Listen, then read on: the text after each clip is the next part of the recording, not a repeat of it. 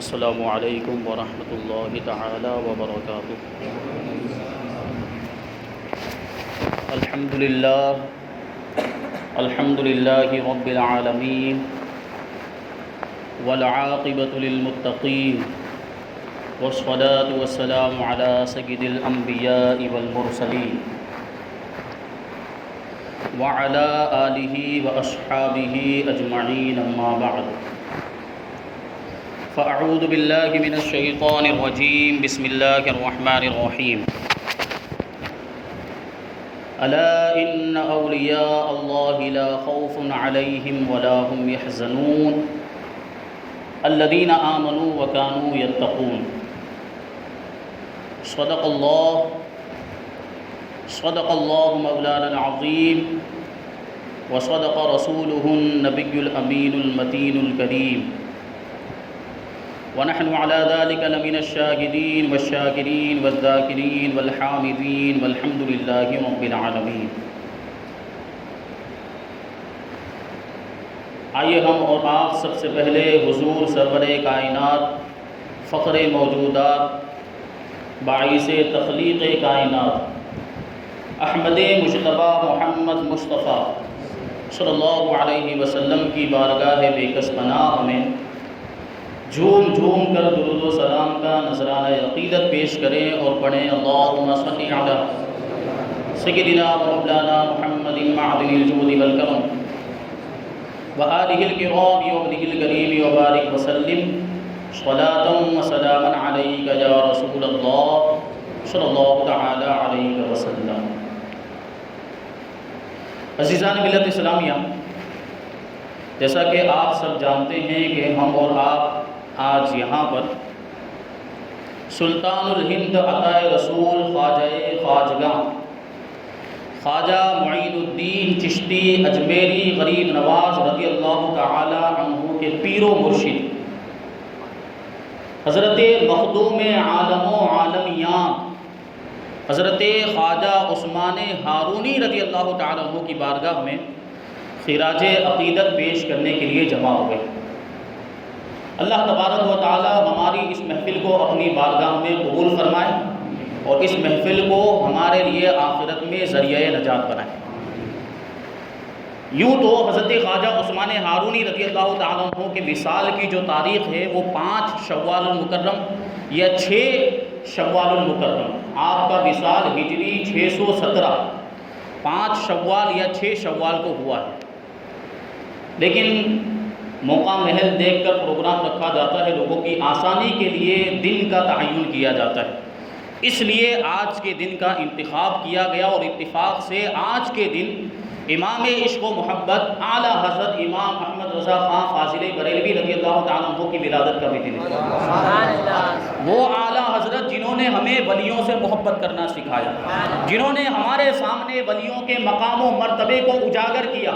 ایک زمانہ تھا کہ جب اولیاء کرام کی عظمت پر حملے کیے جا رہے تھے، ان کی شانوں کو گھٹانے کی کوشش کی جا رہی، ان کے مرتبوں کو گھٹانے کی کوشش کی جا رہی تھی، کتابوں میں لکھا جا رہا تھا کہ اولیاء کرام سے مدد مانگنا شرک ہے، اولیاء کرام کو وسیلہ بنانا شرک ہے۔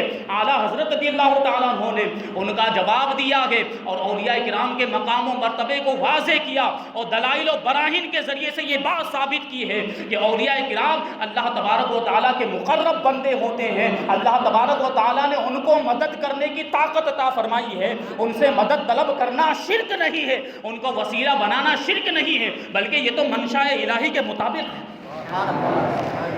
یہ ہے اعلیٰ حضرت رضی اللہ تعالیٰ عنہ کی ذات۔ تو آج ہم حضرت خواجہ عثمان ہارونی رضی اللہ تعالیٰ عنہ کی بارگاہ میں خراج عقیدت پیش کرنے کے لیے حاضر آئے۔ اللہ تبارک و تعالیٰ کی بارگاہ میں دعا کرتے ہیں کہ اللہ تبارک و تعالیٰ ہمارے سینوں میں اولیاء کرام کی محبت کو کوٹ کوٹ کر بھر دے اور ہمیں علماء کرام سے دامن سے وابستہ رہنے کی بھی توفیق عطا فرمائے۔ اعلیٰ حضرت رضی اللہ تعالیٰ عنہ سے محبت کرنے اور ان کی تعلیمات پر عمل کرنے کی توفیق عطا فرمائے۔ خواجہ عثمان ہارونی رضی اللہ تعالیٰ عنہ نیشاپور میں پیدا ہوئے، جو ابھی ایران کے اندر موجود ہے۔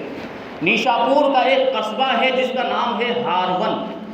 اس کے تعلق سے 2 روایتیں ہیں۔ ایک روایت کے اندر ہے کہ یہ لفظ ہے ہارون، یا ایک روایت کے مطابق یہ لفظ ہے ہرون۔ اس اعتبار سے دیکھیں تو یہ جو نسبتی نام ہے خواجہ عثمان ہارونی رضی اللہ تعالیٰ عنہ کا وہ بنتا ہے ہارونی یا ہرونی.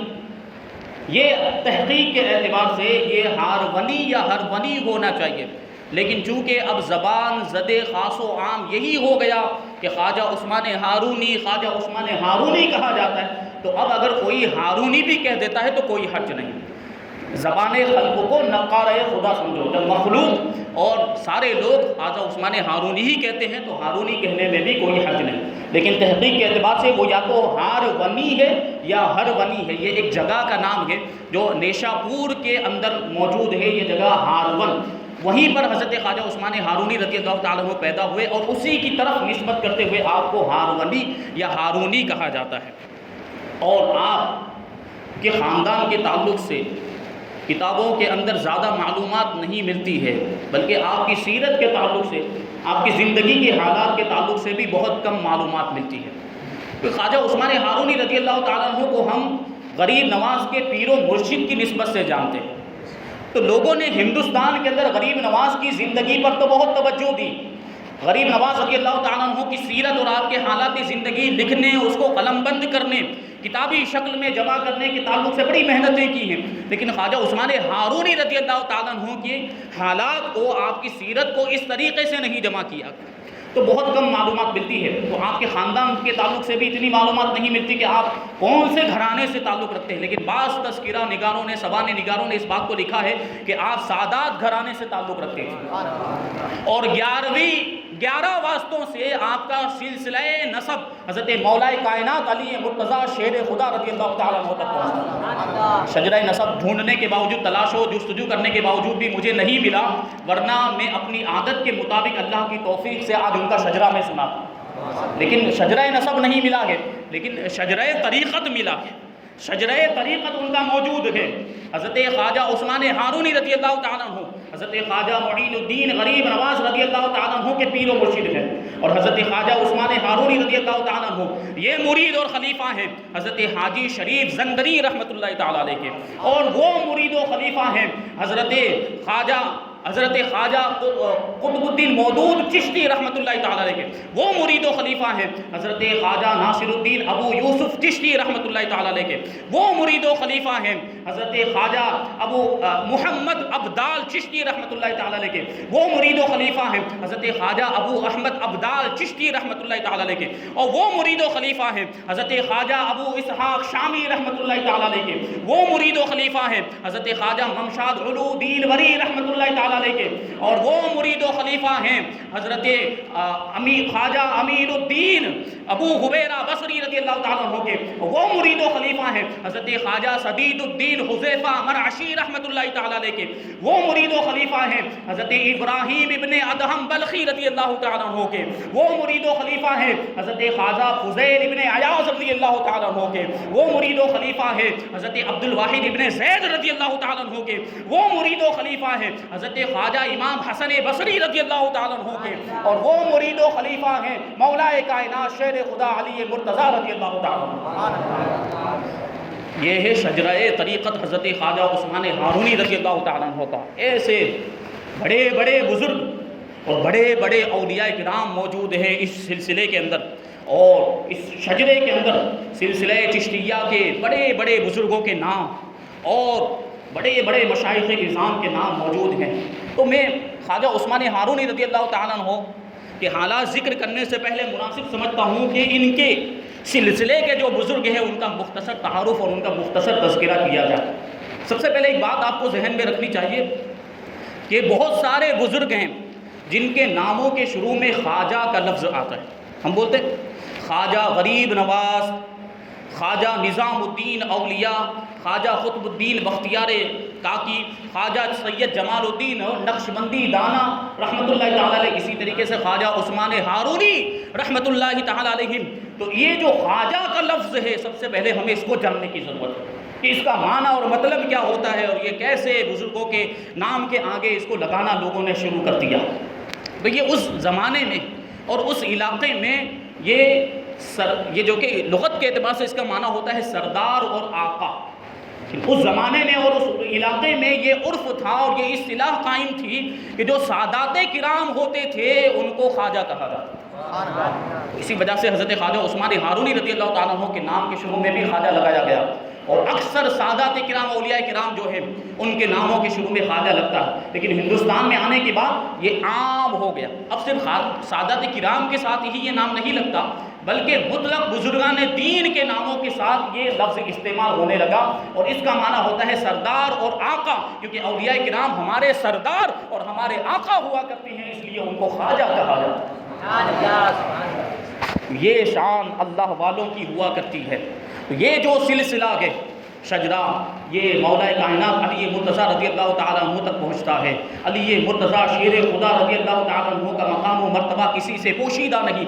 خلیفہ چہارم امیر المؤمنین حضرت مولا کائنات علی مرتضیٰ رضی اللہ تعالیٰ عنہ یہ حضور اقدس صلی اللہ علیہ وسلم کے چچا زاد بھائی ہیں اور نبی پاک صلی اللہ علیہ وسلم کے داماد بھی ہیں کہ حضرت خاتون جنت حضرت فاطمہ الزہرا رضی اللہ تعالیٰ عنہا کا نکاح آپ کے ساتھ ہوا ہے. یہ بہت بڑی فضیلت ہے اور ایسی شان، ایسا مقام و مرتبہ مولا کائنات کو اللہ تبارک و تعالیٰ نے عطا فرمایا. نبی پاک صلی اللہ علیہ وسلم نے آپ کے بارے میں ارشاد فرمایا انا مدینۃ العلم وعلی بابها، کہ میں علم کا شہر ہوں اور علی اس کا دروازہ ہے. حضرت علی کے بارے میں ہی حضور نے ارشاد فرمایا کہ من کنت مولا فعلی مولا، میں جس کا مولا ہوں علی اس کے مولا ہے. یہ مقام و مرتبہ. سب سے بڑی فضیلت یہ ہے کہ خلفائے ثلاثہ حضرت ابوبکر صدیق، حضرت فاروق اعظم اور حضرت عثمان غنی کے بعد امت میں سب سے بڑا مرتبہ کسی کا ہے تو وہ مولا کائنات کا. یہ مقام و مرتبہ. ہجری 35 میں حضرت امیر المؤمنین مولا کائنات علی مرتضیٰ شیر خدا رضی اللہ تعالیٰ عنہ مسند خلافت پر رونق افروز ہوئے، مسلمانوں کے خلیفہ بنے اور 5 سال تک جو ہے کہ خلافت کی مسرت کو رونق بخشنے کے بعد ہجری 40 میں مردود بدبخت عبد الرحمن ابن ملجم نے آپ کو نماز کی حالت میں شہید کر دیا. آپ کے مرید و خلیفہ حضرت امام حسن بصری رضی اللہ تعالیٰ عنہ ہجری 21 میں مدینہ منورہ کے اندر پیدا ہوئے اور وہ زمانہ حضرت فاروق اعظم رضی اللہ تعالیٰ عنہ کی خلافت کا زمانہ تھا. تو آپ کی والدہ ماجدہ حضرت حسن بصری رضی اللہ تعالیٰ عنہ کو پیدا ہونے کے بعد فاروق اعظم رضی اللہ تعالیٰ عنہ کی بارگاہ میں لے کر گئے اور فاروق اعظم رضی اللہ تعالیٰ عنہ نے دیکھا کہ بڑا ہی خوبصورت بچہ ہے، بڑا حسین و جمیل بچہ ہے. اسی مناسبت سے حضرت فاروق اعظم رضی اللہ تعالیٰ عنہ نے آپ کا نام حسن رکھ دیا. امام حسن بصری رضی اللہ تعالیٰ عنہ ویسے تو مدینہ میں پیدا ہوئے لیکن یہ بصری آخر میں کیوں لگتا ہے بصرہ کی طرف نسبت کرتے ہوئے، کیونکہ آپ آخری زمانے میں حضرت عثمان غنی رضی اللہ تعالیٰ عنہ کی شہادت کے واقعے کے بعد مدینہ منورہ سے ہجرت کر کے بصرہ چلے گئے تھے، اسی وجہ سے آپ کو حسن بصری کہا جاتا ہے. تو آپ کی والدہ ماجدہ حضرت ام المؤمنین ام سلمہ رضی اللہ تعالی عنہا کی آزاد کردہ باندی تھی. بچپن میں ایک مرتبہ ایسا واقعہ پیش آیا کہ حضرت حسن بصری رضی اللہ تعالیٰ عنہ رو رہے تھے اور آپ کی والدہ ماجدہ کسی کام میں مصروف تھی، آپ کو دودھ پلا نہیں سکتی تھی. تو ام المؤمنین حضرت ام سلمہ رضی اللہ تعالیٰ عنہ نے آپ کے منہ کے اندر دودھ ڈال دیا اور یہ اسی دودھ کی برکت تھی کہ اللہ تبارک و تعالیٰ نے حضرت حسن بصری رضی اللہ تعالیٰ عنہ کو علوم ظاہری اور علوم باطنی کا تاجدار بنا دیا. حضرت حسن بصری رضی اللہ تعالیٰ عنہ نے 133 صحابہ کرام کا دیدار کیا ہے اور تابعی کے مرتبے پر فائز تھے حضرت حسن بصری رضی اللہ تعالیٰ عنہ. یہ شان اور مولا کائنات کی بارگاہ سے آپ نے اکتساب فیض کیا، آپ سے بیعت کی، آپ حضرت علی رضی اللہ تعالیٰ عنہ کے مرید اور مولا کائنات نے ہی آپ کو خلافت بھی عطا فرمائی اور اپنا جانشین بنایا. امام حسن بصری رضی اللہ تعالیٰ عنہ 90 سال کی طویل عمر پائی اور پھر ہجری 111 میں آپ کی وفات ہوئی اور بصرہ سے 3 میل دور کے فاصلے پر آج بھی آپ کا مزار پاک موجود ہے. اللہ تبارک و تعالیٰ نے اس کی زیارت نصیب فرمائے. حضرت حسن بصری رضی اللہ تعالیٰ عنہ کے بعد آپ کے خلیفہ اور آپ کے مرید حضرت عبد الواحد ابن زید رضی اللہ تعالیٰ عنہ ہوئے.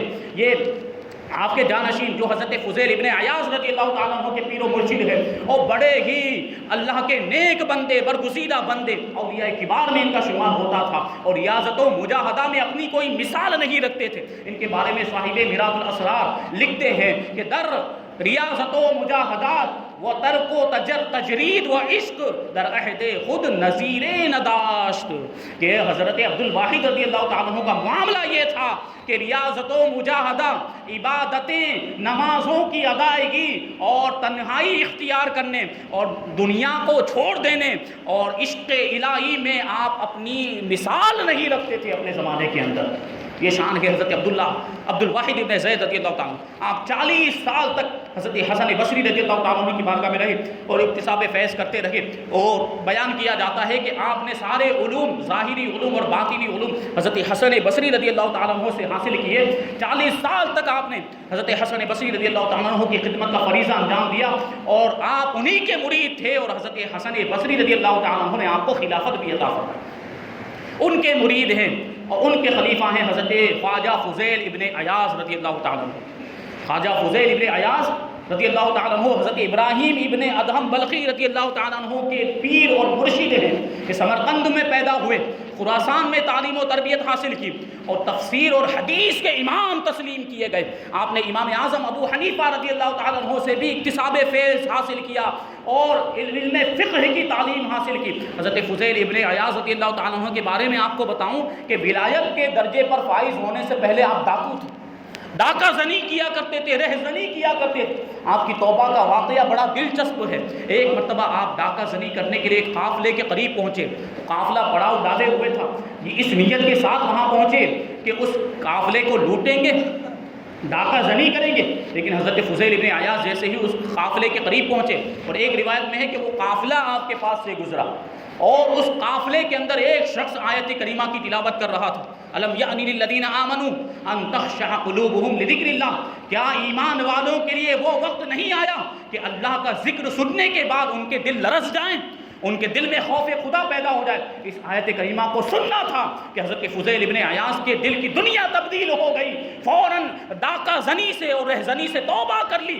اپنے سارے چیلوں کو جمع کیا، جو آپ کے تحت جتنے دوسرے جو ڈاکو تھے، جو آپ کے ساتھ مل کر ڈاکہ زنی کیا کرتے تھے، ان سب کو جمع کیا، اور جمع کرنے کے بعد کہتے کہ آج کے بعد میں ڈاکہ زنی نہیں کروں گا، آج کے بعد میں کسی کو نہیں لوٹوں گا، میں نے توبہ کر لی ہے اپنے گناہوں سے، اور تم اپنے معاملے کو جانو، اب تم اپنا راستہ اختیار کرو، میرا اب تم سے کوئی تعلق نہیں ہے۔ تو آپ کی توبہ کی سب سے پہلی برکت یہ ظاہر ہوئی کہ آپ کے جو چیلے تھے، جو آپ کے ماتحت کام کرتے تھے، انہوں نے یہ جواب دیا کہ ڈاکہ زنی کرنے میں، لوگوں کو لوٹنے میں آپ ہمارے سردار تھے، تو توبہ کرنے میں بھی آپ ہمارے سردار ہیں، ہم بھی اپنے گناہوں سے توبہ کرتے ہیں، ہم بھی آج کے بعد سے ڈاکہ زنی نہیں کریں گے۔ خواجہ عثمان ہارونی رضی اللہ تعالیٰ عنہ نے اپنے ساتھیوں سے ارشاد فرمایا کہ ہمیں جلد سے جلد جن لوگوں کا مال ہم نے لوٹا ہے ان سے معافی مانگنی چاہیے۔ چنانچہ جہاں پر آپ موجود تھے وہاں قریب ہی کے ایک گاؤں میں ایک یہودی رہتا تھا جس کو کبھی آپ نے لوٹا تھا، جس کے گھر میں ڈاکہ زنی کی تھی۔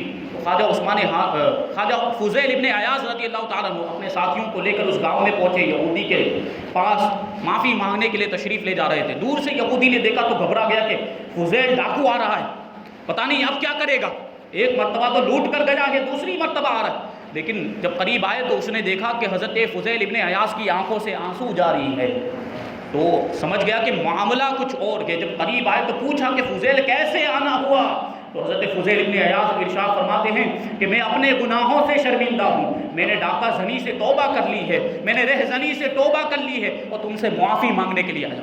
وہ یہودی جس نے توریت پڑھی تھی، اس نے توریت کے اندر اس بات کو بھی پڑھا تھا کہ جو مسلمان ایمان والا اپنے گناہوں سے توبہ کر لیتا ہے اس کو اللہ تبارک و تعالیٰ ایسا مرتبہ عطا فرماتا ہے کہ وہ مٹی کو ہاتھ لگائے تو مٹی سونا ہو جایا کرتی ہے۔ تو یہودی کہنے لگا کہ ہم نے تو قسم کھائی تھی کہ ہم تم سے ضرور بدلہ لیں گے، لیکن تم شرمندہ ہو، اپنے گناہوں پر شرمندہ ہو تو ہم تمہیں معاف کر دیں گے، لیکن ایک شرط ہے کہ تم نے جو ہماری سونے کی اینٹیں چرائی تھی، جو سونے کی اینٹیں ہم سے چھینی تھی، وہ سونے کی اینٹیں ہمیں واپس کرو۔ تو حضرت فضیل ابن عیاض کہنے لگے کہ وہ اینٹیں تو ختم ہو گئی، ہم نے ان کو بیچ دیا ہے، اس کو کھا گئے ہم، وہ اینٹیں ہم لا کر نہیں دے سکتے، ہمارے پاس کچھ بھی نہیں ہے۔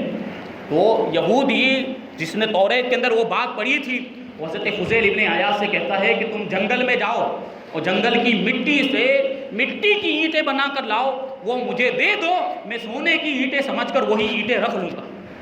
اب حضرت فضیل ابن عیاض کو تعجب تو ہوا کہ سونے کی اینٹوں کے بدلے میں مٹی کی اینٹیں مانگ رہا ہے، اور سونے کی اینٹیں کہاں کتنی قیمتی ہوتی ہیں اور مٹی کی کوئی حیثیت نہیں ہوتی، پھر بھی آپ کیونکہ آپ کو اپنے سر سے بوجھ اتارنا تھا تو آپ گئے اپنے ساتھیوں کو لے کر جنگل میں، مٹی جمع کی، اس میں پانی ملایا، گوندھ کر مٹی کا جو خمیر ہوتا ہے وہ تیار کیا اینٹ کا، اور اینٹ کو اس کے سانچے میں ڈالا، اینٹ تیار ہوئی، اس کو سکھایا، پھر ایک بوری میں بھر کر آپ ان اینٹوں کو لے کر، آپ کے ساتھی ان اینٹوں کو لے کر اس یہودی کے پاس پہنچے، اور یہودی کے سامنے وہ بوری رکھ دی۔ اب یہودی نے جب اس اینٹوں کی بوری کو کھولا ہے تو وہ اینٹیں جو مٹی سے بنائی گئی تھی وہ سونے کی اینٹوں میں تبدیل ہو چکی۔ حضرت خواجہ فضیل ابن عیاض رضی اللہ تعالیٰ عنہ کو بڑا تعجب ہوا کہ یہ کیسے ہوا؟ مٹی ہم نے جمع کی، مٹی میں پانی ہم نے ملایا، مٹی کے ذریعے سے اینٹوں کو سانچوں میں ہم نے ڈالا، اور سوکھنے کے بعد بوریوں کے اندر اینٹوں کو ہم نے بھرا، ہم اپنے ہاتھ سے لے کر آئے، اور ہمیں معلوم تھا کہ یہ مٹی کی اینٹیں ہیں، پتہ نہیں یہ سونے میں کیسے تبدیل ہوئی۔ تو غیب سے آواز آئی کہ اے فضیل، یہ تمہاری توبہ کی برکت ہے کہ مٹی کی اینٹوں کو ہم نے سونے کی اینٹوں میں تبدیل کر دیا۔ اور آپ کی توبہ کی برکت یہ بھی ظاہر ہوئی کہ پھر وہ یہودی بھی کلمہ پڑھ کے مسلمان ہو۔ یہ حضرت فضیل ابن عیاض سلسلہ چشتیہ کے بزرگوں میں بڑی اہمیت رکھتے ہیں، بڑی شہرت رکھتے ہیں۔ آپ کے مرید و خلیفہ حضرت ابراہیم ابن ادہم بلخی رضی اللہ تعالیٰ عنہ، آپ کے بارے میں بیان کیا جاتا ہے کہ آپ بادشاہوں کے گھرانے سے تعلق رکھتے تھے، بلخ کے بادشاہ اور بخارا کے جو بادشاہ ہوا کرتے تھے، آپ ان کی اولاد، آبا و اجداد کے بعد آپ بھی تخت بادشاہی پر بیٹھے، سلطنت کے تخت پر بیٹھے، بادشاہ بن گئے بخارا کے اور بلخ کے بادشاہ بن گئے۔ بڑے عیش و عشرت کے اندر زندگی گزر رہی تھی، ناز و نعم کے اندر زندگی گزر رہی تھی۔ تو بادشاہ ہونے کی حیثیت سے ایسے شوق بھی ہوتے۔ تو ایک مرتبہ حضرت ابراہیم ابن ادہم بلخی رضی اللہ تعالیٰ عنہ شکار کرنے کے لیے جنگل میں تشریف لے گئے۔ جنگل میں آپ جا رہے تھے تو پیچھے سے کسی نے آواز دی کہ اے ابراہیم، تمہیں اس کام کے لیے نہیں پیدا کیا گیا۔ تو آپ گھبرا گئے اور آپ کو احساس ہوا کہ یہ جو تخت و تاج ہے اس کی کوئی حیثیت نہیں ہے۔ تو آپ نے تخت و تاج کو چھوڑ دیا اور راہ خدا میں نکل گئے۔ ایک واقعہ آپ کا یہ بھی بیان کیا جاتا ہے سلطنت کو چھوڑنے کا کہ ایک مرتبہ آپ شاہی تخت پر اپنے شاہی محل کے اندر آرام فرما رہے تھے، شاہی محل میں شاہی تخت پر آرام کر رہے تھے کہ آدھی رات کو اس شاہی محل کی چھت پر کسی کے چلنے کی آہٹ سنائی دی۔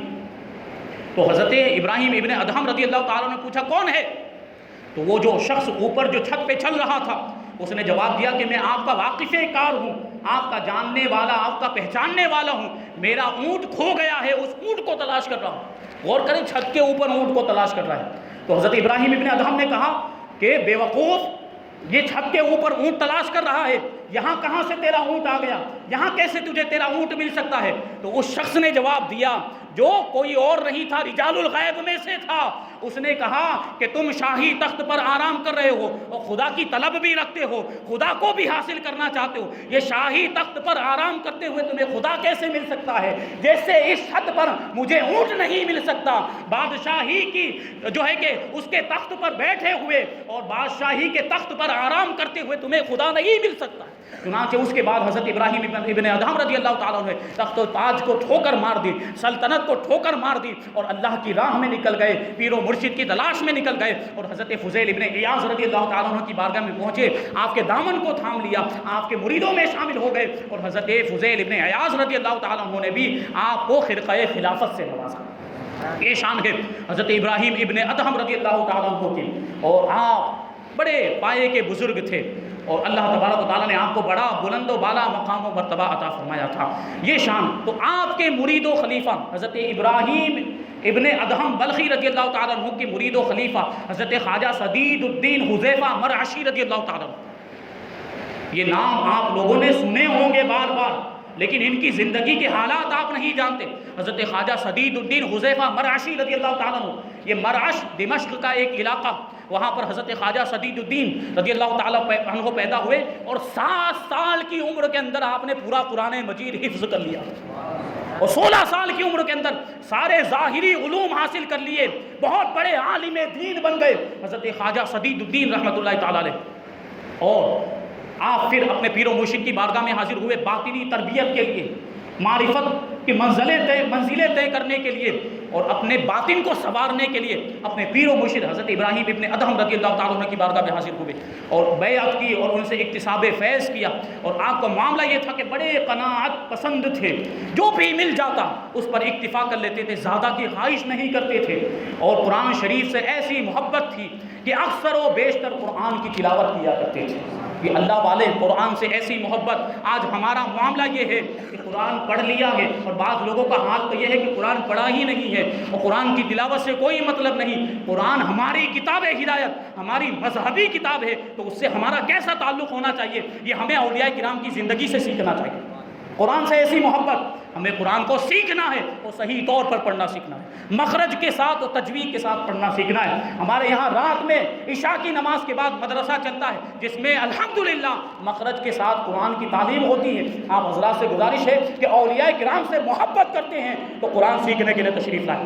باہر کے لوگ آ رہے ہیں، سگرام پورے سے لوگ پڑھنے کے لیے آ رہے ہیں اور دور دور سے لوگ پڑھنے کے لیے آ رہے ہیں، لیکن ہمارے محلے والے ہی توجہ نہیں کر رہے ہیں. یہ کیسی غفلت ہے اور یہ کیسی آپ کو بتائیں افسوس کی بات ہے. ضرورت اس بات کی ہے کہ ہمیں قرآن سیکھنا ہے، وہ بھی صحیح طور پر. اللہ کے ولیوں سے اگر ہم محبت کرتے ہیں تو قرآن کو سیکھنا چاہیے ہمیں. تو یہ محبت ہم سے اس بات کا تقاضا کرتی ہے کہ ہم اس مدرسے میں بھی حاضر ہوں. تو حضرت خواجہ سدید الدین اکثر و بیشتر قرآن کی تلاوت کیا کرتے، ٹاٹ کا لباس پہنتے تھے اور روزہ رکھا کرتے تھے اکثر و بیشتر. اور معاملہ یہ تھا کہ اکثر ارشاد فرمایا کرتے کہ مجھے بڑا خوف ہے کہ جہنمیوں اور جنتیوں کے گروہوں میں سے ہمارا شمار کس گروہ کے اندر ہوگا. تو ایک شخص نے اعتراض کرتے ہوئے کہا کہ آپ کو خود اپنے حال کی فکر، آپ کو اپنے حال کا پتہ نہیں ہے کہ آپ جنتی ہیں یا جہنمی ہیں، تو لوگوں کو کیسے صاحب حال بنائیں گے، لوگوں کی حالت کیسے درست کریں گے. یہ بات کسی نے کہی تو آپ کے دل پر ایسا صدمہ پہنچا کہ آپ کی زبان سے ایک چیخ نکلی اور آپ رونے لگے زار و قطار. یہ معاملہ تھا آپ کے خوف کا. حضرت خواجہ سدید الدین حذیفہ مرعشی رضی اللہ تعالیٰ عنہ جب آپ رونے لگے تو غیب سے آواز آئی، اے خدا کے دوست خوف نہ کرو، تم جنت میں نبی پاک صلی اللہ علیہ وسلم کے ساتھ داخل ہو. یہ غیب سے آواز آئی. وہ جتنے بھی حاضرین تھے مجلس میں سب نے یہ آواز کو سنا اور سب بہت متاثر ہوئے. پورے شہر کے اندر یہ غیبی آواز کی خبر پھیل گئی اور اس غیبی آواز کا وہ اثر ہوا، وہ تاثر پیدا ہوا کہ اسی دن 600 کافر کلمہ پڑھ کے مسلمان ہو گئے. کہ حضرت خواجہ سدید الدین مرعشی رضی اللہ تعالیٰ عنہ، آپ کے مرید و خلیفہ حضرت خواجہ امین الدین ابو حبیرہ بصری رضی اللہ تعالیٰ عنہ، بڑے اولیاء کرام میں آپ کا شمار، اور آپ دونوں حیثیتوں سے آپ کا شمار اولیاء کرام میں بھی ہوتا تھا اور علماء اعظام میں بھی ہوتا تھا. 30 سال تک آپ نے ریاضت و مجاہدہ کیا. پھر پیر و مرشد حضرت خواجہ سدید الدین مرعشی رحمۃ اللہ تعالیٰ علیہ کی بارگاہ میں حاضر ہوئے اور مرید بن گئے. تو آپ کے پیر و مرشد نے ارشاد فرمایا کہ جو ریاضت و مجاہدہ تم نے بلا واسطہ اپنی خواہش سے کیا ہے اس کی کوئی حیثیت نہیں، وہ بے فائدہ ہے، پھر سے ریاضت و مجاہدہ کرو. تو حضرت امین الدین ابو حبیرہ بصری رضی اللہ تعالیٰ عنہ نے پھر سے 30 سال تک ریاضت و مجاہدہ کیا.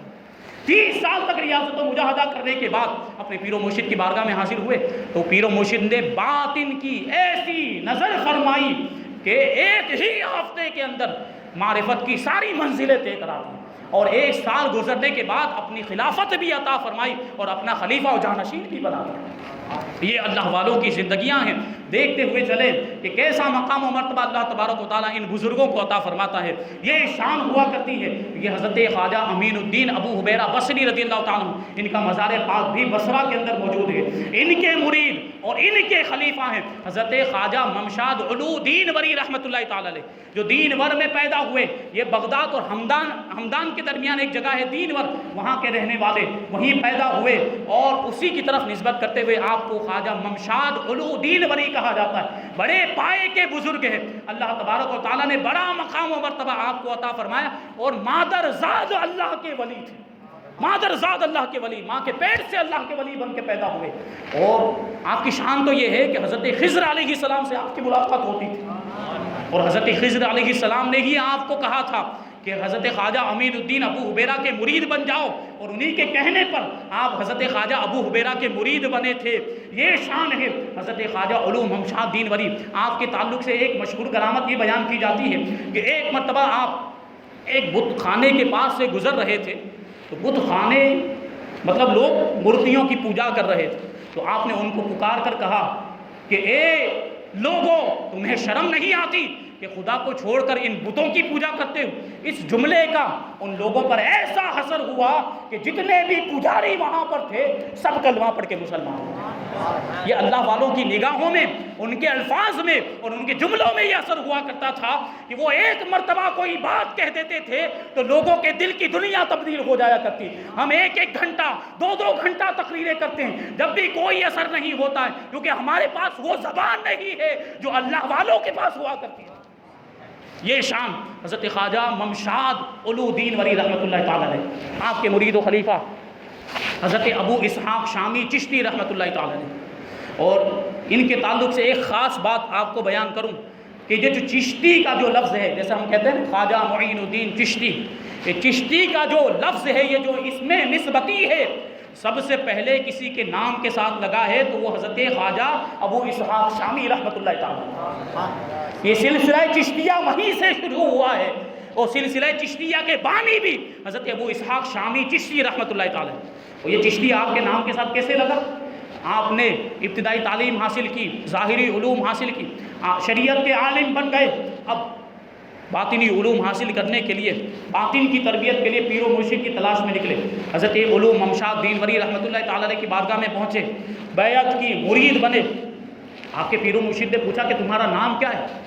تو خواجہ ابو اسحاق عرض کرتے ہیں کہ فقیر کا نام ابو اسحاق شامی ہے، فقیر کو ابو اسحاق شامی کہا جاتا ہے۔ تو آپ کے پیر و مرشد نے ارشاد فرمایا آج سے لوگ تمہیں ابو اسحاق چشتی کہیں گے، اور قیامت تک آنے والے تمہارے سارے مرید چشتی کہلائیں گے۔ اور پھر حکم دیا کہ چشت کے علاقے میں چلے جاؤ، وہاں دین کی خدمت انجام دو۔ اسی مناسبت سے حضرت ابو اسحاق شامی ملک شام میں پیدا ہوئے تھے، لیکن وہاں سے اپنے پیر و مرشد کا حکم پا کر آپ علاقہ چشت میں تشریف لائے، جو خراسان کے اطراف میں موجود ہے۔ یہ چشت کا علاقہ بہت ہی چھوٹا علاقہ ہے، لیکن اولیاء کرام کے قدموں کی برکت سے اللہ تبارک و تعالیٰ نے اس علاقے کو پوری دنیا میں شہرت عطا فرمائی ہے۔ یہ حیثیت اللہ والوں کے قدموں کی یہ برکت ہوا کرتی ہے۔ تو حضرت خواجہ ابو اسحاق شامی چشتی رضی اللہ تعالیٰ عنہ سلسلہ چشتیہ کے بانی ہیں، اور سلسلہ چشتیہ آپ ہی سے جاری ہوا۔ اور اس کے بعد حضرت خواجہ ابو اسحاق شامی رحمۃ اللہ تعالیٰ علیہ کے بعد بھی کئی بزرگ ایسے اس سلسلے کے ہوئے جنہوں نے قصبہ چشت کے اندر سکونت اختیار کی، وہیں پر قیام پذیر رہے۔ اس وجہ سے بھی یہ سلسلہ چشتی کے نام سے مشہور ہو گیا۔ تو آپ کے مرید و خلیفہ حضرت ابو اسحاق شامی چشتی رحمۃ اللہ تعالیٰ علیہ کے مرید و خلیفہ حضرت خواجہ ناصر الدین ابو یوسف حضرت ابو احمد ابدال چشتی رحمۃ اللہ تعالیٰ علیہ، یہ حضرت ابو اسحاق شامی چشتی رحمۃ اللہ تعالیٰ علیہ کے مرید و خلیفہ، یہ بھی شاہی خاندان سے تعلق رکھتے تھے، لیکن ساتھ ہی ساتھ سادات گھرانے سے بھی آپ کا تعلق تھا۔ 8 واسطوں سے آپ کا شجرہ نسب حضرت امام حسن مصنع ابن امام حسن مجتبی رضی اللہ تعالیٰ عنہ تک پہنچتا ہے۔ ابو اسحاق شامی رحمۃ اللہ تعالیٰ علیہ سے آپ کی ملاقات ہوئی، اور ایک اللہ کے ولی کی نگاہ آپ پر پڑی تو آپ کے دل کی دنیا تبدیل ہو گئی، زندگی میں انقلاب آ گیا، دنیا کو اور دنیا داری کو چھوڑ کر اللہ کی راہ میں نکل گئے حضرت ابو احمد ابدال چشتی رحمۃ اللہ تعالیٰ علیہ۔ ان کے بعد آپ کے بیٹے آپ کے مرید و خلیفہ اور آپ کے جانشین بنے حضرت خواجہ ابو محمد ابدال چشتی رحمۃ اللہ تعالیٰ علیہ، اور آپ کا معاملہ یہ تھا کہ آپ نے ساری تعلیم و تربیت اپنے والد ماجد حضرت ابو احمد ابدال چشتی رحمۃ اللہ تعالیٰ علیہ سے حاصل کی۔ پھر ریاضت و مجاہدہ میں لگ گئے، 12 سال تک ریاضت و مجاہدہ کیا، اور روزے رکھنے کا معاملہ یہ تھا کہ 7 دن تک کبھی بھی کوئی ایک دانہ اپنے گلے سے نہیں اتارتے تھے، پانی کا ایک گھونٹ نہیں پیتے تھے۔ 7واں دن جب آتا تھا تو تھوڑا کچھ کھا لیا کرتے تھے اور تھوڑا کچھ پی لیا کرتے تھے۔ یہ ریاضت و مجاہدہ کا عالم تھا، اور اس کی برکت سے اللہ تبارک و تعالیٰ نے آپ کے چہرے میں اور آپ کی آنکھوں میں وہ تاثیر عطا فرمائی تھی کہ کسی غیر مسلم کو دیکھ لیتے تو وہ کلمہ پڑھ کے مسلمان ہو جایا کرتا تھا۔ یہ شان تھی حضرت ابو محمد ابدال چشتی رحمۃ اللہ تعالیٰ علیہ کی، اور یہی وجہ ہے کہ آپ جس شہر میں رہتے تھے وہاں کوئی غیر مسلم نہیں تھا، سب کے سب مسلمان تھے، کیونکہ جو غیر مسلم تھے وہ سب کلمہ پڑھ کے مسلمان ہو گئے تھے۔ یہ اللہ والوں کی نگاہوں میں وہ اثر ہوتا ہے، اللہ کے ولیوں کے چہرے میں وہ تاثیر ہوا کرتی ہے کہ ان کے چہرے کو دیکھ کر لوگ اسلام کی حقانیت کو سمجھ جایا کرتے ہیں۔ یہ شان اور یہ مقام و مرتبہ آپ کے مرید اور خلیفہ حضرت خواجہ ناصر الدین ابو یوسف چشتی رحمۃ اللہ تعالیٰ علیہ، یہ بڑے مرتبے کے اور بڑے ہی بزرگ شان و شوکت والے، اور اپنے پیر و مرشد حضرت خواجہ ابو محمد چشتی رحمۃ اللہ تعالیٰ علیہ سے ان کا بڑا تعلق، بچپن سے ان کے پاس رہے، آپ ان کے بھانجے لگتے ہیں، اور آپ کے پیر و مرشد آپ کے ماموں، تو تعلیم و تربیت آپ کے ماموں نے فرمائی، اور انہی سے مرید بھی ہوئے اور انہی کے خلیفہ بھی ہیں۔ اور آپ کی شان یہ تھی کہ آپ کی بارگاہ میں اگر کوئی 3 دن تک رہ جاتا تو وہ اللہ کا ولی بن جایا کرتا تھا، یہ شان۔ اس کے بعد آپ کے مرید و خلیفہ حضرت خواجہ قطب الدین مودود چشتی رحمۃ اللہ تعالیٰ علیہ، ان کے بارے میں بھی بڑی باتیں بیان کی گئی کہ بڑے ریاضت و مجاہدہ کرنے والے، بڑے اللہ کے نیک بندے، بڑے مقام و مرتبے کے مالک صاحب کرامت بزرگ تھے۔ ان کے مرید و خلیفہ، وقت کم ہے اس لیے گفتگو کو میں سمیٹ رہا ہوں، ان کے مرید و خلیفہ حضرت خواجہ حاجی شریف زندری رحمۃ اللہ تعالیٰ علیہ، جو حضرت خواجہ عثمان ہارونی رضی اللہ تعالیٰ عنہ کے پیر و مرشد تھے۔ یہ حضرت خواجہ شریف زندری رحمۃ اللہ تعالیٰ علیہ، آپ کی شان یہ تھی، آپ کی بارگاہ کا معاملہ یہ تھا کہ آپ کا جھوٹا یعنی آپ کا بچا ہوا کھانا اگر کوئی کھا لیتا تو وہ مجذوب ہو جایا کرتا، جذب کی کیفیت طاری ہو جاتی۔ یہ حضرت خواجہ شریف زندنی رحمۃ اللہ تعالیٰ علیہ بڑے عالم اور بڑے جو ہے کہ صاحب طریقت پیر و مرشد بھی تھے، دونوں اعتبار سے شریعت میں بھی بہت اعلیٰ مقام رکھتے تھے اور طریقت میں بھی بہت اعلیٰ مقام رکھتے تھے۔ یہ حضرت خواجہ عثمان ہارونی رضی اللہ تعالیٰ عنہ کے پیر و مرشد، آپ نے ملاحظہ کیا مولا کائنات سے لے کر یہاں تک حضرت حاجی شریف زندنی رحمۃ اللہ تعالیٰ علیہ تک جتنے بھی بزرگوں کے بارے میں بیان کیا گیا وہ سب شریعت کے بھی عالم تھے اور طریقت کے بھی عالم تھے۔ تو جو یہ دعویٰ کرتے ہیں کہ ہم طریقت والے ہیں، شریعت سے ہمیں کچھ لینا دینا نہیں ہے، انہیں ان بزرگوں کی زندگی سے سبق حاصل کرنا چاہیے کہ وہ کتنے صحیح ہیں اور کتنے غلط ہیں۔ حضرت مولا کائنات سے لے کر حضرت خواجہ عثمان ہارونی رضی اللہ تعالیٰ عنہ، بڑے بڑے عالم، بڑے بڑے محدث، قرآن و حدیث کے جاننے والے، علم فقہ کے جاننے والے، اصول فقہ کے جاننے والے، بڑے بڑے علماء ہیں، یہ سب بڑے بڑے مفتی گزرے ہیں اپنے زمانے کے۔ یہ شان ہے، یہ مقام و مرتبہ، اور حقیقت یہ ہے کہ جب تک ظاہری علوم حاصل نہ کیے جائیں آدمی باطن کی طرف توجہ کر ہی نہیں سکتا ہے۔ جب تک آدمی اپنے ظاہر کو نہیں سنوارے گا باطن کو سنوار ہی نہیں سکتا، جب تک شریعت پر عمل نہیں کر سکتا طریقت کی راہ کو طے کر ہی نہیں سکتا ہے۔ طریقت کی منزلوں میں داخل ہونے کے لیے شریعت کو راستہ بنانا ہوگا، شریعت پر چلنا ہوگا۔ اسی لیے تو بیان کیا جاتا ہے کہ شریعت اگر بال ہے تو طریقت مانگ ہے، اگر بال ہی نہیں ہوں گے تو مانگ کیسے نکالیں گے؟ شریعت کے بغیر طریقت کا کوئی تصور نہیں۔ یہ غلط تصور دیا جاتا ہے لوگوں کو، یہ جاہل پیر باتیں مشہور کرتے ہیں، ہم طریقت والے ہیں، ہمیں شریعت سے کوئی لینا دینا نہیں ہے، یہ باغی ہیں اولیاء کرام کے، یہ بغاوت کرنے والے ہیں، ان کے مشن کے خلاف کام کرتے ہیں۔ تو یہ بات ذہن میں رکھنی چاہیے اور اس سے ہمیں سیکھ حاصل کرنی ہے کہ جو ایسے لوگ ہیں ان سے دور رہیں، وہ دھوکہ دیتے ہیں ہمیں۔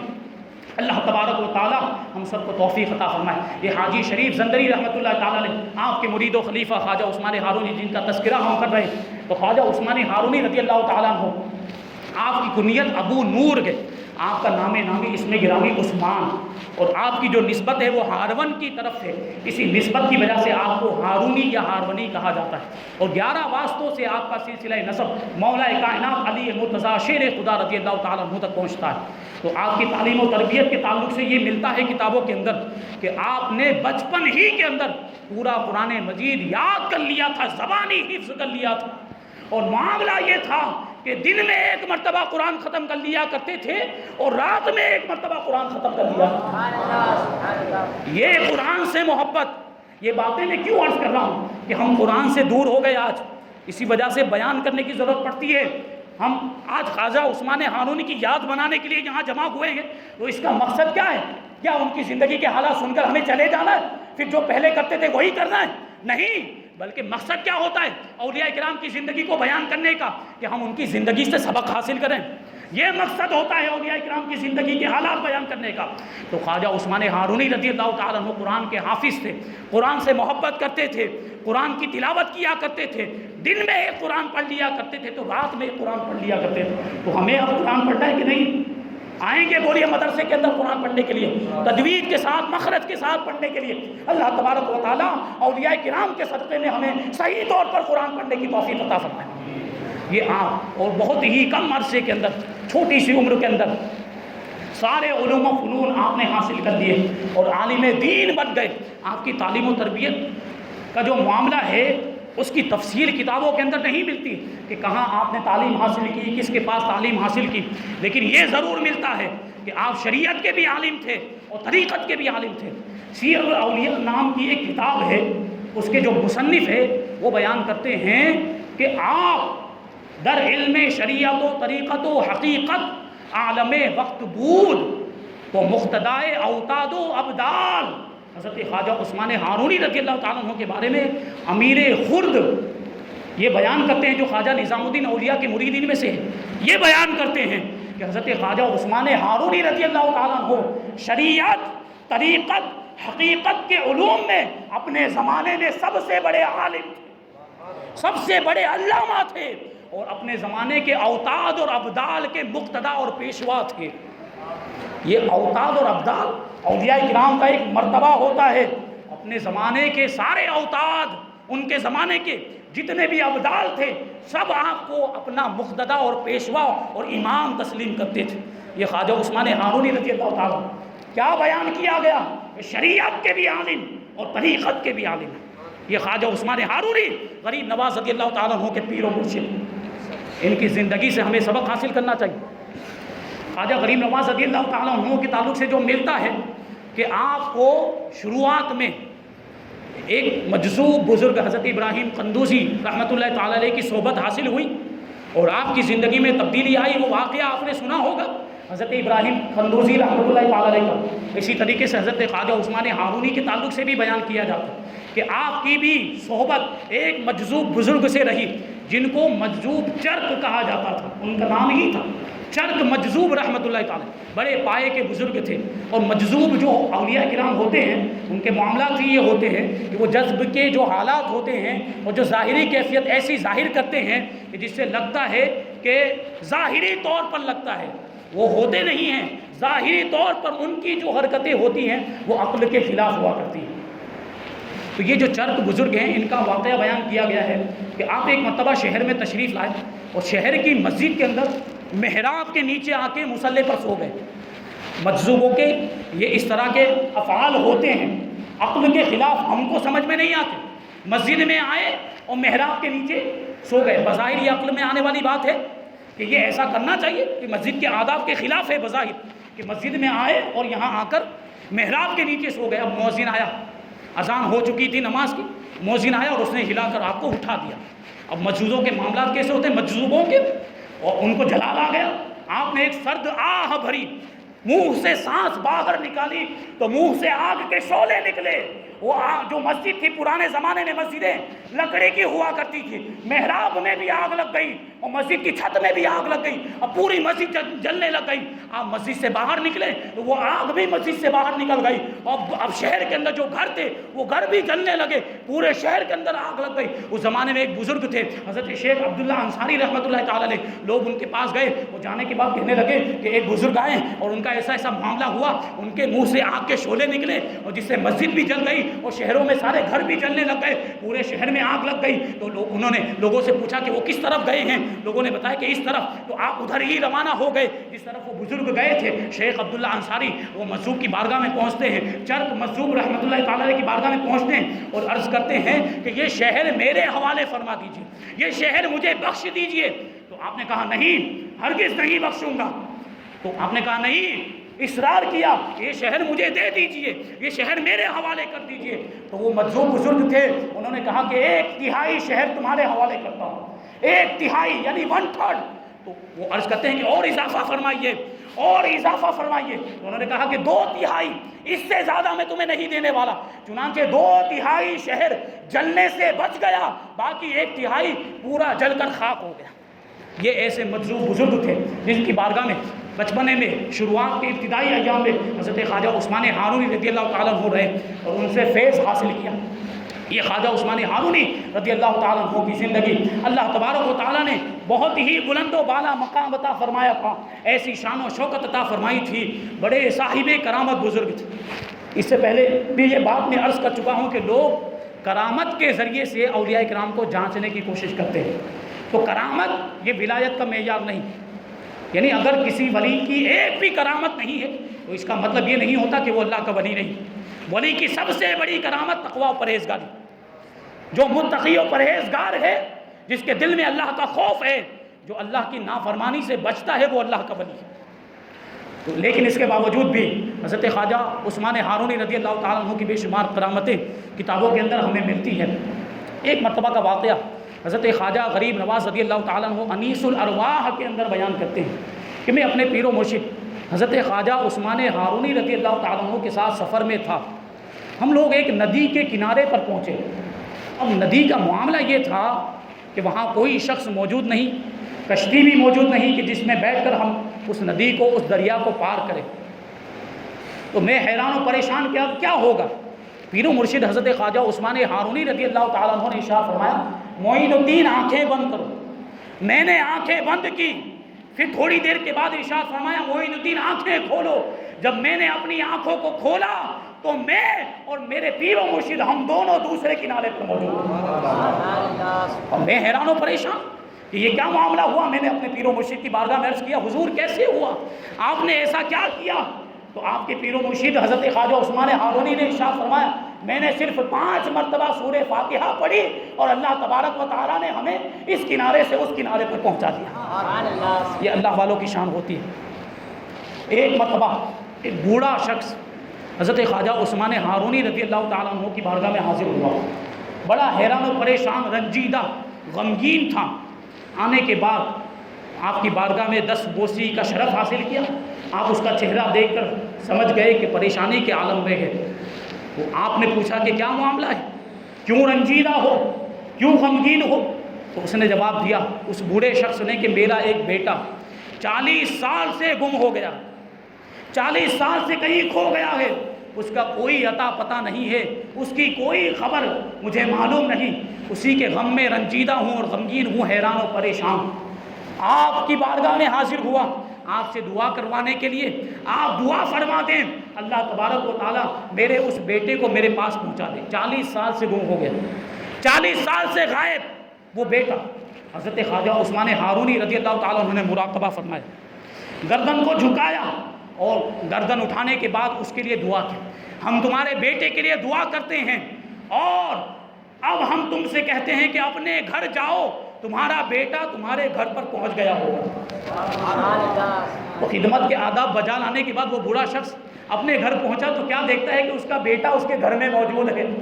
دونوں لوگ، باپ اور بیٹا، فوراً حضرت خواجہ عثمان ہارونی رضی اللہ تعالیٰ عنہ کی بارگاہ میں حاضر ہوئے، قدم بوسی کی اور جو ہے کہ آداب بجا لائے، خدمت کے بارگاہ کے آداب بجا لائے، اور فوراً اس بوڑھے شخص نے کہا، حضور آپ نے فرمایا تھا کہ میرا بیٹا گھر پر آ گیا ہوگا، آپ کے کہنے کے مطابق میرا بیٹا میرے گھر پر پہنچ چکا ہے، آپ فرمائیں کہ یہ کیسے ہوا؟ تو حضرت خواجہ عثمان ہارونی رضی اللہ تعالیٰ عنہ نے اس نوجوان سے پوچھا کہ کیا معاملہ ہوا، تمہارے ساتھ کیا ہوا، تم کہاں پر تھے 40 سال تک اور کیسے تم اپنے گھر پہنچے؟ تو اس لڑکے نے جواب دیا کہ مجھے جنہوں نے گرفتار کر لیا تھا، زنجیروں میں جکڑ کر مجھے ایک دریا کے کنارے ایک جزیرے کے اندر مجھے قید کر دیا تھا، میں زنجیروں میں 40 سال سے جکڑا ہوا تھا، جنات نے مجھے قید کر لیا تھا، اور آج کے دن آپ ہی جیسے چہرے والے، آپ کے ہم شکل بزرگ آئے میرے پاس، اور آنے کے بعد انہوں نے مجھے اپنی طرف بلایا،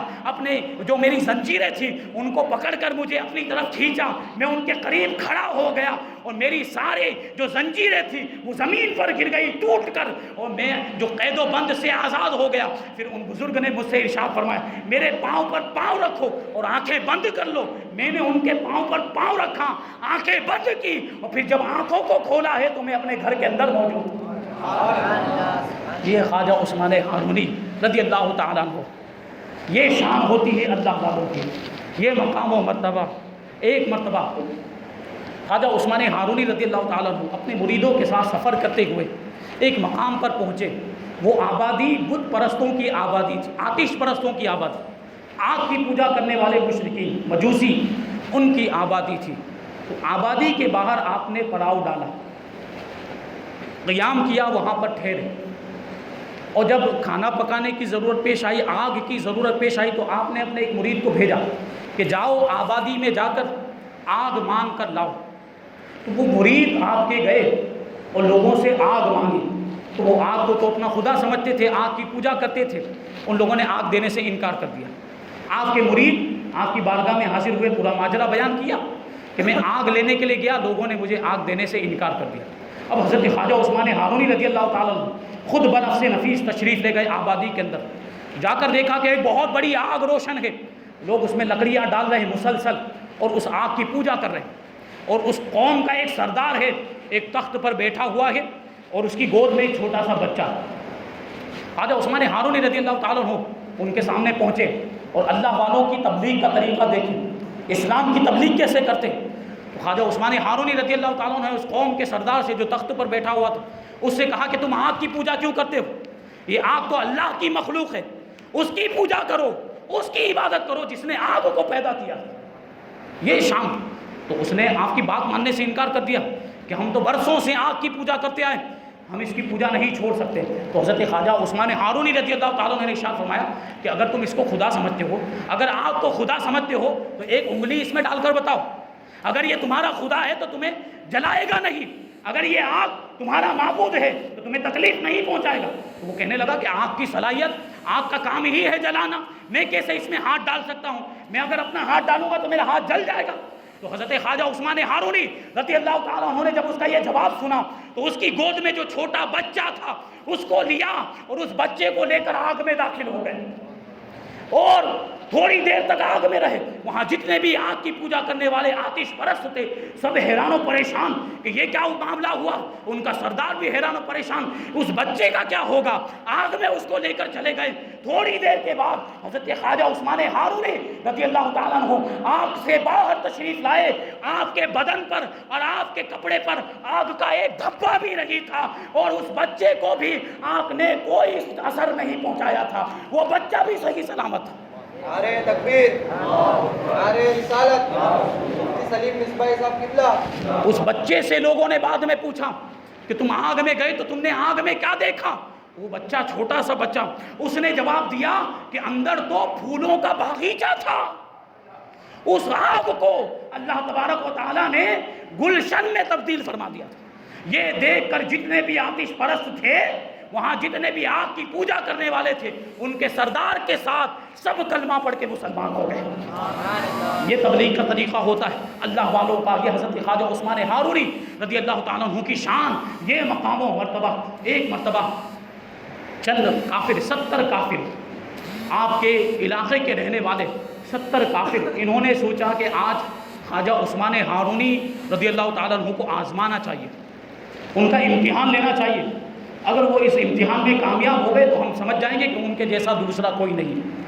وہ بڑے بلند مقام و مرتبے کے مالک ہیں، ہم مان لیں گے. اب یہ کافر 70 کافر، 70 گجراتی میں 70، وہ 70 کافر حضرت خواجہ عثمان ہارونی رضی اللہ تعالیٰ عنہ کی بات آدھی رات کے وقت پہنچے اور ہر کافر اپنے دل میں کھانے کی ایک قسم کی خواہش رکھ کے گیا کہ مجھے یہ کھانا کھانا ہے. اب 70 کافر اور 70 کافروں نے الگ الگ کھانے کی چیز اپنے ذہن میں رکھی ہوئی تھی. تو کتنی چیزیں ہو گئی؟ 70 قسم کے کھانے ہو گئے اور 70 کافروں نے 70 قسم کے کھانوں کی چیزیں اپنے ذہن میں سوچ کر وہ گئے.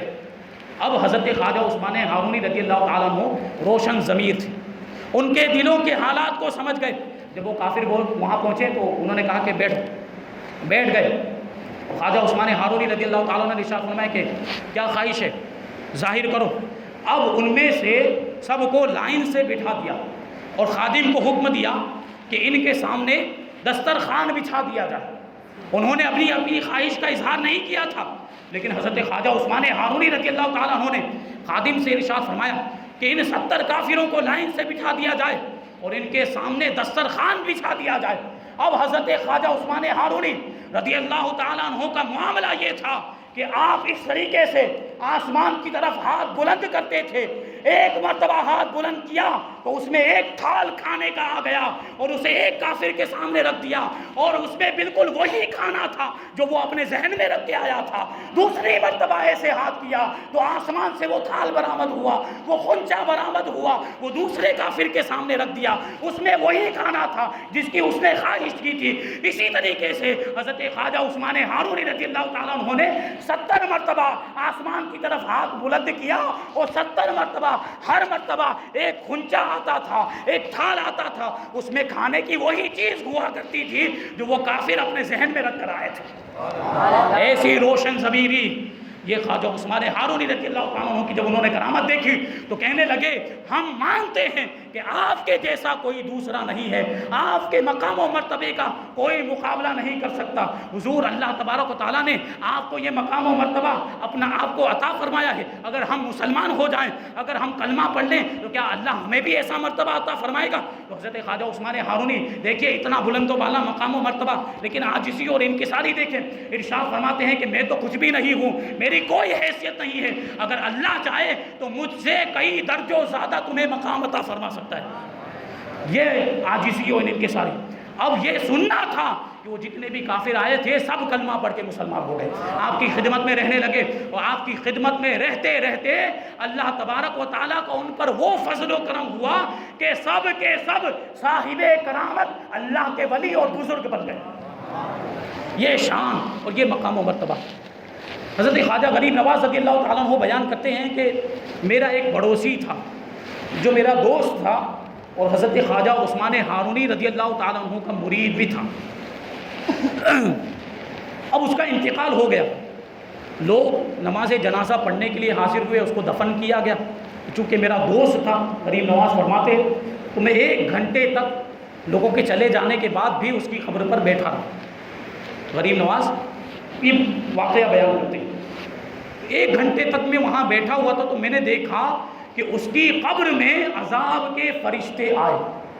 غور کریں، غریب نواز کی نگاہ بھی تو دیکھیں، قبر کے اندر کیا ہو رہا ہے ملاحظہ فرما رہے ہیں۔ غریب نواز ارشاد فرماتے ہیں کہ اس کی قبر میں عذاب کے فرشتے آئے اور اس کو عذاب دینے کا ارادہ کیا، تو دوسری طرف سے پیر و مرشد حضرت خواجہ عثمان ہارونی رضی اللہ تعالیٰ عنہ تشریف لائے، فرشتوں سے ارشاد فرماتے ہیں میرے مرید کو عذاب مت کرو۔ فرشتوں نے کہا کہ ہمیں تو اللہ کا حکم ہوا ہے کہ اس کو عذاب دیا جائے، تو حضرت خواجہ عثمان ہارونی ارشاد فرماتے ہیں یہ میرا مرید ہے، اسے چھوڑ دیا جائے۔ فرشتوں نے کہا کہ یہ آپ کا مرید تو ہے لیکن یہ آپ سے پھر گیا تھا، آپ کا نافرمان ہو گیا تھا۔ خواجہ عثمان ہارونی ارشاد فرماتے ہیں اگرچہ میرا نافرمان تھا لیکن میرے سلسلے میں داخل ہو چکا تھا، میرا مرید بن چکا تھا، اسے عذاب مت کرو۔ اللہ تبارک و تعالیٰ کی طرف سے آواز دینے والا آواز دیتا ہے کہ اسے چھوڑ دو، ہم نے عثمان ہارونی کے صدقے میں ان کے مرید کے سارے گناہوں کو بخش دیا ہے۔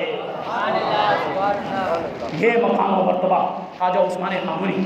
ایک مرتبہ کا واقعہ غریب نواز رضی اللہ تعالیٰ عنہ یہ بیان کرتے ہیں کہ ایک درویش تھے جن کا نام شیخ برہان الدین تھا، وہ حضرت خواجہ عثمان ہارونی رضی اللہ تعالیٰ عنہ کی بارگاہ میں حاضر ہوئے اور حیران و پریشانی کے عالم میں حاضر ہوئے۔ تو خواجہ عثمان ہارونی رضی اللہ تعالیٰ عنہ نے پوچھا کہ کیا پریشانی ہے، کیا معاملہ ہے؟